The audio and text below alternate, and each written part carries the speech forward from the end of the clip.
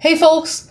This past week was the very first full week of school for the Little Singer Community School, and I want to share some of the experiences that I had over this past week. As you know, the first week of school can be extremely chaotic for any number of reasons, and this first week was, not different. It was totally crazy. But we got a lot of good work done, and I'm feeling good about it. So let's talk about the things that happened. First thing is that we're working with a really interesting hybrid situation. Some families are choosing to keep their students at home and having their students Zoom in, while many families are having their students go to school. They want to have their kids go to school for the social interaction.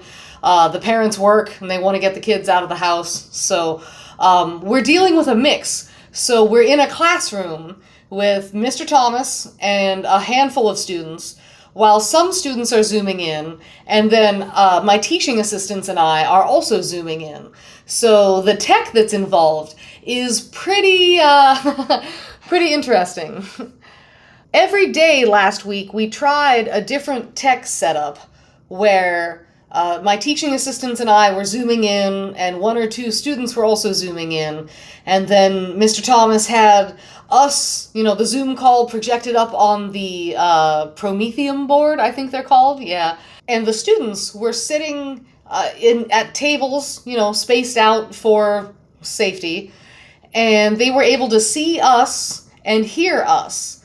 But because of the crazy feedback loops that happen when you have more than one microphone on in a room with multiple, Zoom participants, we weren't able to have the students have their microphones on. We had one computer with a microphone on, and when people wanted to speak to us, the other people in the Zoom call, they would speak to that microphone. And we had some varying levels of success with this. It was a little challenging. I would say that the most challenging thing is that we weren't able to have individual one-on-one chats with the students the way we used to be able to do when everybody was on Zoom, because the big thing that works well in a Zoom call is that you can take all of the students and split them up into breakout rooms and then have an instructor in each breakout room, or popping around back and forth at least. And you're able to have those one-on-one conversations and do that tutoring or that help or just checking in. And it was hard to do that. There were certain days last week where we split the kids into breakout rooms, and we were in breakout rooms, and so different parts of the classroom were each in a breakout room, and we were able to see what the kids were working on, and we could talk to them, but they couldn't talk back to us because they had to keep their microphones muted. And so that was challenging. I would like to find a better solution to allow my teaching assistants and I to be able to have those one-on-one conversations with students, especially on the side, instead of announcing to the entire class. And I guess we're going to keep working on that. But things were different every day, and for the most part, stuff worked out. We might want to try to rearrange how we use our time well. Maybe as people who are Zooming in, it's not the best for us to be the ones delivering the project, but more like we're showing up to be technical and idea assistants, that they can use us as a resource if they need to, but we're not running the show. We'll see how that works out. On the plus side, though, it was really cool to see Mr. Thomas's classroom for the first time, because I've only ever just saw him and his background. And I also really enjoyed getting to see the students working together, in person, the way kids are supposed to be working. It was just really awesome to be able to see those kids working together, taking advantage of the fact that they're in the same room with each other. And Mr. Thomas was able to walk around from station to station, working directly with kids, and it was really good to see that again.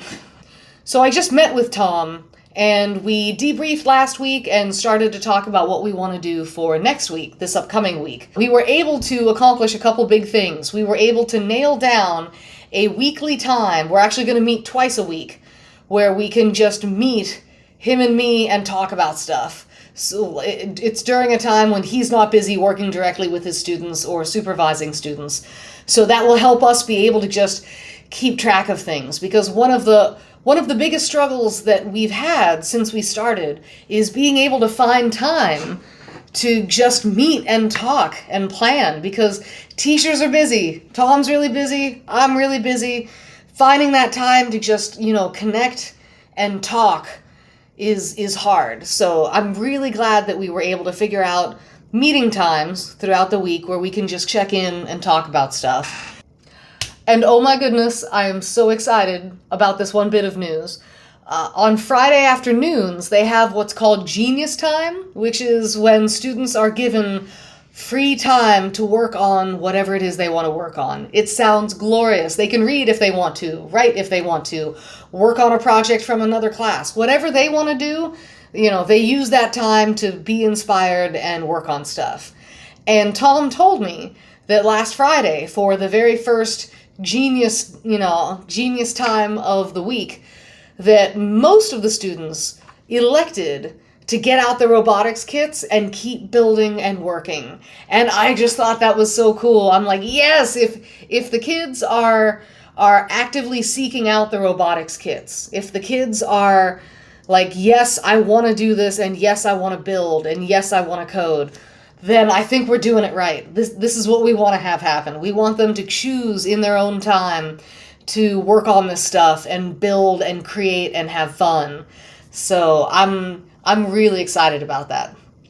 The other piece of really exciting news is that Tom is starting to work on a plan to kind of get the 3rd and 4th grade students and their teachers in on all this cool, fun stuff that we've been working on.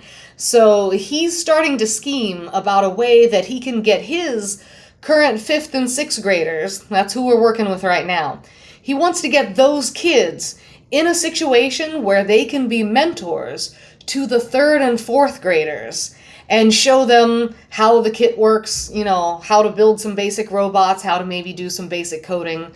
And in doing so, if we can do that around the 3rd and 4th grade instructors, then they're going to get into it, then they're going to want to do more.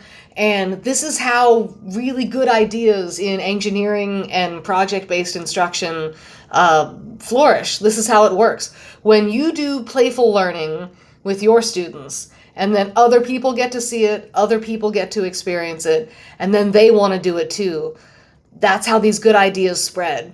And Mr. Thomas is really working on not just getting these good ideas and these best practices and putting them into place in his class, but he wants to spread them throughout the school, and that is just such an awesome thing. That's what we want. So yeah, that's it. We're looking forward to doing more Scratch this upcoming week, because many more students will be Zooming in, right? But every student will be at a computer, and we're going to work more with this theme of storytelling and with telling your own story. So we're going to do some skills building activities that get the kids more into working with backgrounds and sprites, how to move and control things. And then we want to get them creating their own stories, some kind of biographical, this is who I am, this is who my family is, and this is where I come from. And I think it's going to be really fun. I think when we show the kids how they can upload their own pictures and drawings for backgrounds and sprites, that's gonna be a game changer, because they'll be able to do so much with that. All right, I think that's it for now. Thanks so much for tuning in, and we'll see you next time.